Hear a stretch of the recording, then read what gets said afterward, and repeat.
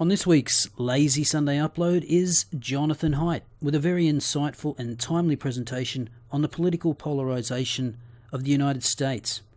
Insightful because I'm sure you'll learn something new, and timely because of the obvious political chasm that has opened up, not just in the US, but all over the Western world in recent years. What follows has been excerpted from Haidt's 2016 keynote address at the American Psychological Association convention. You can find the link to the full 50-minute presentation below.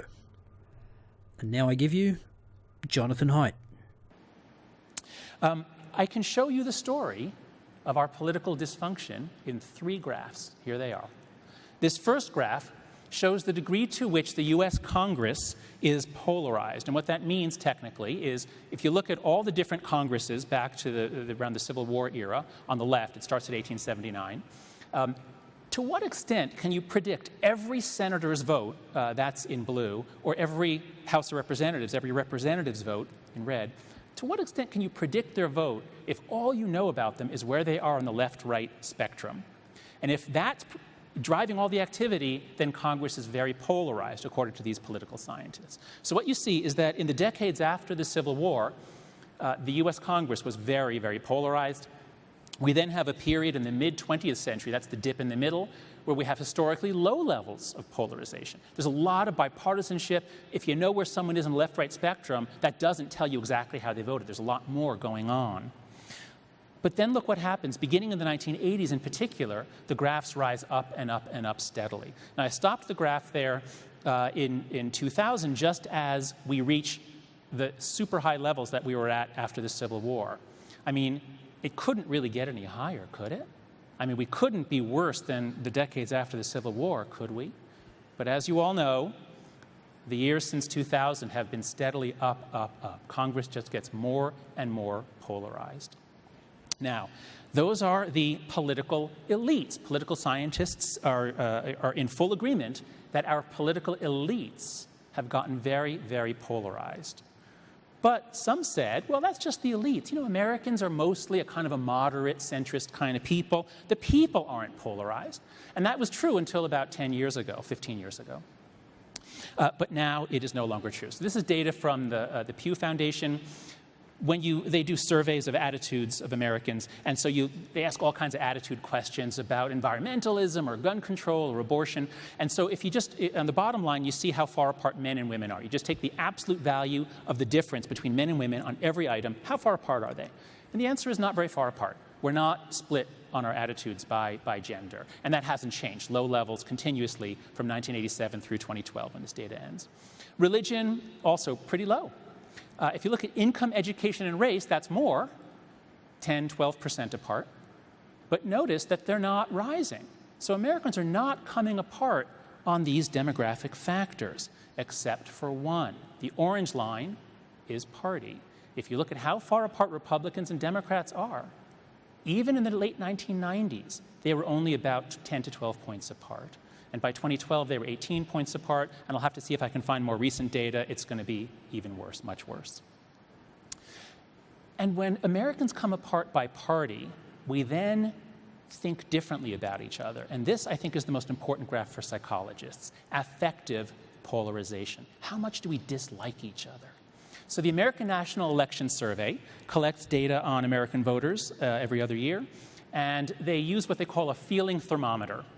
So on a scale of 0 is very cold to 100 is very warm, you really like them. What do you think about the Supreme Court?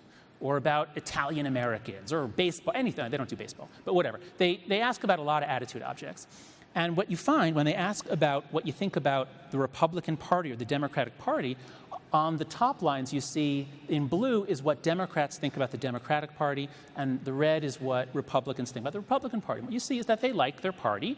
Now, I can't wait to get the newest data. I'm sure the Republicans are going to dip quite a lot.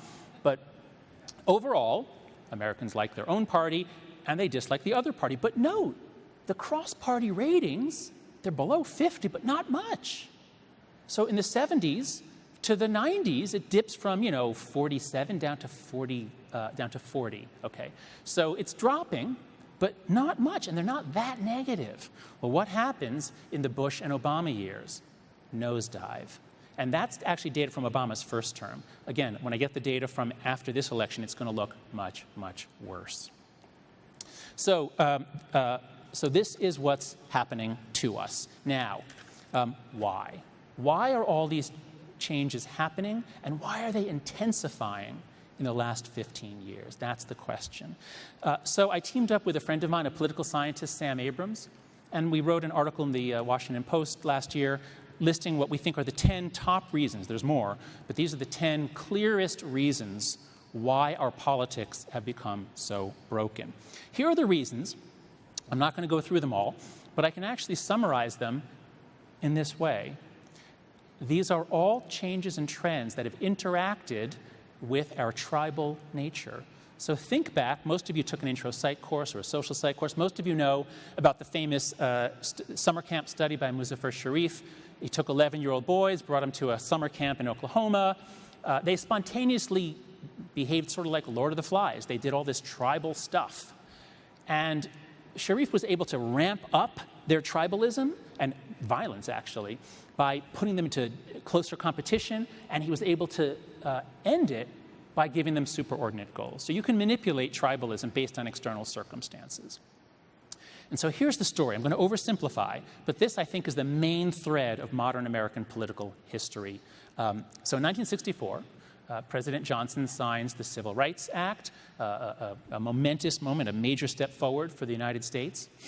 On that day, a young man who was working for him, a young man named Bill Moyers, you may have heard of, comes in to see the president and to congratulate him. Mr. President, what a great day, what a great victory. And the president is morose. Mr. President, what's wrong? And the president says to him, we've just turned the South over to the Republicans for the rest of my life and yours. So this is, and he was right, and this is what starts the shifting tectonic plates that give us a perfectly conservative party and a perfectly liberal party or progressive party. You can see it here.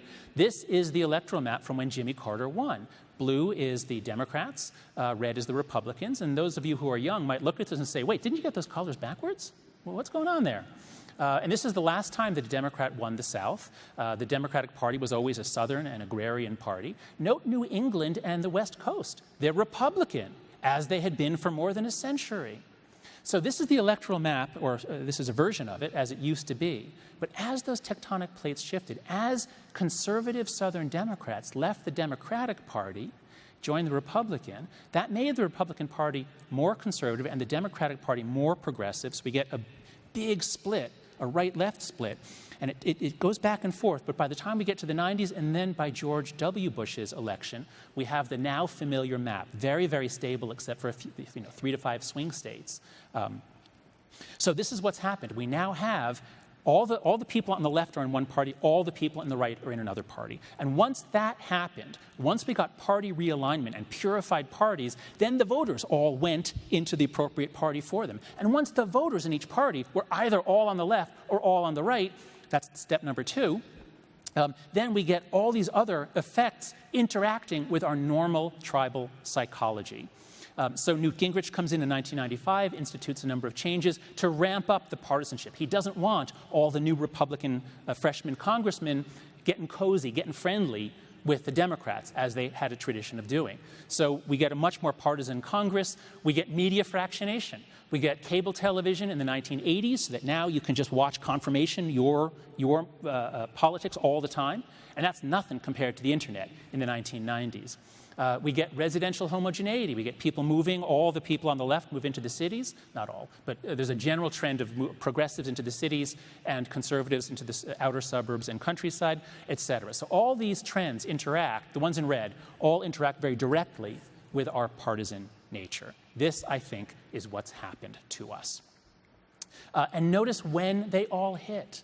In blue, look at the dates when these trends kind of matured, you might say, or happened. They're almost all in the 1990s. So we have this shift, this purification of the parties that starts in the 60s and 70s. It flowers in the 90s, and the net result is this, the nosedive in what we think of each other, in our rising hostility towards each other in the last 15 years. Now, I assure you, Democrats blame George W. Bush. for the rising polarization. Republicans blame Barack Obama. But the truth is that there was a 10-car freight train of polarizing trends crashing down the tracks of our democracy, and neither man could have done anything to stop it.